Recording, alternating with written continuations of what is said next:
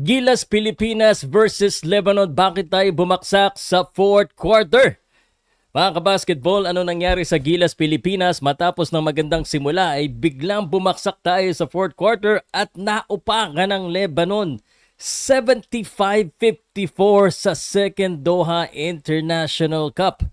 Tara, himayin natin at tingnan natin ang posibleng dahilan sa ating pagbaksak at alamin natin kung paano ito makaka-apekto po sa ating FIBA Asia Cup journey. Bigyan ko kayo ng tatlong dahilan at ang aking pangamba po na meron akong pangamba sa FIBA Asia Cup qualifier. Grabe talaga, ang hirap pa rin ng sitwasyon. Pag-usapan natin yan. Welcome back to Powcast Sports. If you're new here, don't forget to subscribe and hit the notification bell. Presented by Arena Plus. Alright, magandang araw po sa inyo lahat. Pau Salud, Powcast Sports. Speaking of hirap, gusto ko munang i-share sa inyo natin. Ito alam natin dito sa Pilipinas, no? Ang hirap pag wala kang connection, lalo na sa sports at edukasyon, ano? Buti na lang may mga grupo po tulad ng One Pacman Party List na gumagawa po ng paraan para makatulong sa kabataan at syempre focus sa sports development po ng ating pong bansa. Yan po yung One Pacman Party List. At kung hindi dahil sa kanila baka hindi po Pilipino o Inoypi si Justin Brownlee. Number 22 sa balota yan. Sila yung may mga sports program at medical support. Ako, sports fan ako. At kung kayo din sports fan kayo, subukan yung suportahan. Kung gusto nyo suportahan nyo po. Okay. Pag-usapan na natin, mukhang dikit ang laban ng Gilas Pilipinas at Lebanon hanggang third quarter.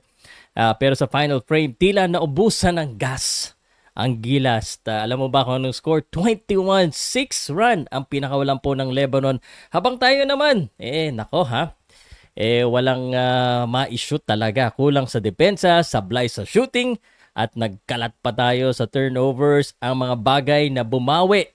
At nagpatalo po sa atin. Justin Brownlee, buti na lang, sabi ko sa inyo siya yung nagbuhat with 21 points, 11 rebounds, pero kulang po ang suporta sa ibang players. Sa totoo lang, ang ating mga bigs medyo kulang talaga. Namimiss tuloy natin. Sino pa? Si Kai Soto. Namimiss natin. Si Carl Tamayo, Bokya. Si Junmar Fajardo, 2 points. 0 out of 5 pa nagsimula yan. Anyway, sa tingin ko, ang una, tatlo bibigay ko sa inyo. Una, ilang araw ang pagitan po ng mga laban sa Doha. Actually, wala pa nga isang araw kung titingnan nyo. Mukhang pagod ang Gilas Pilipinas pagdating sa fourth quarter. Kulang ang bench production at hindi na tayo nakasabay sa energy ng Lebanon. Ano ba pwede natin gawin dyan? Pag si Justin at si Justin Brownlee lang ang gagawa at yung iba hindi tutulong, talagang mapapagod talaga yung mga players natin. 13 kayo dyan. Offensive struggles po. 30% shooting. Pag ikaw may 30% shooting ka, sa kahit anong laro, hindi ka talaga mananalo. 4 out of 26 from 3-pointers. Yan tuloy, sasabihin ng mga fans, bakit ba hindi natin ipasok yung mga 3-point shooters natin? Pero si Calvin Oftana naman may nagawa, no? Halos wala tayong perimeter threat kasi, no? Kapag hindi pumasok ang outside shots, nagiging predictable po yung ating opensa. At ito yung pinakamasakit sa lahat, no?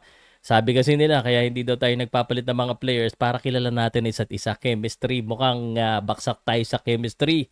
No?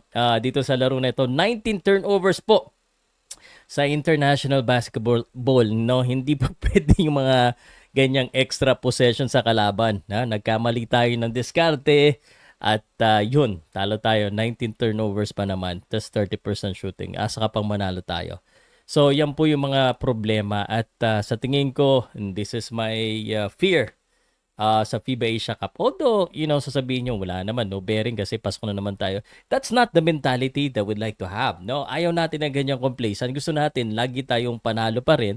Although, okay lang matalo, basta may matutunan. Ito, malaking natutunan natin.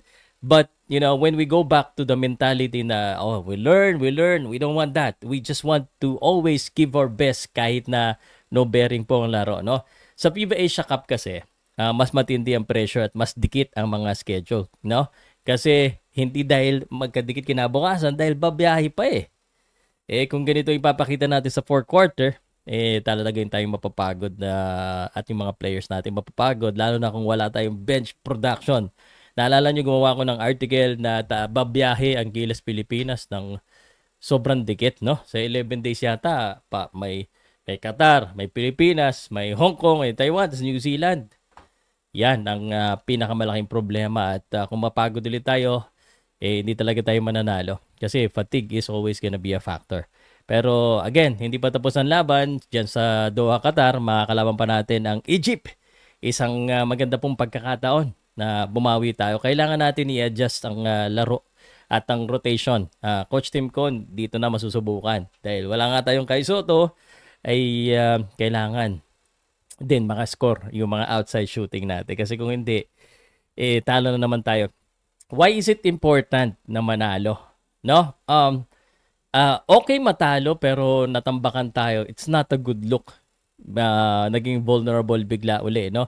I mean, iba yung mentality at confidence na naibibigay po ng panalo no matter how, irrelevant may it seems be sa mga tao. But a win is always gonna be a win and it's nasa utak ng mga players and mga fans na kaya natin. So, I hope we win against Egypt. Again, no bearing. It's okay to lose, but I hope we win. So, ano po masasabi nyo? Ano ba nangyari sa Gilas Pilipinas? Ano ba ang opinion ninyo? At let me know what you think kung ano dapat gawin ng Gilas Pilipinas para naman yung turnover natin at shooting natin mag-improve. Pausalud pa ako, sports. Kita po tayo sa next video ko.